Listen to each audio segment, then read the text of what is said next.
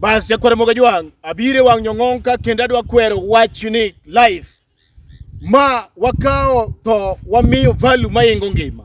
Samori nyalo bedo matuo osiptal to kata ngama biro neni kende onge. Inyalo bedo matuo ngama nyalo kata kao siling abich kata choko mabiro neni go onge. To kethatha ni tap to jio chako. Niko tima iko baba ane makao. Nanga medhigo dani ane makao. Sanduk medhigo wuod nera ane makao. Iwinjo ka koro ji kawo responsibility mathoth moingo seche mane pod ngima cha. Omiyo koro wuok ayanga kendo adwani mondo awach kama. Iya nowang' kana bedo piny kaparo gima lich machalo kamano. Mawacho ni grube duto te masedonje piny ni ma chik mar welfare nitie.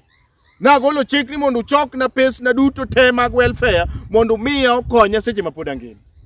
Nikech ok nenre picha maber kabisa ka pesgo unyalo choko na kasetho makoro ok ane.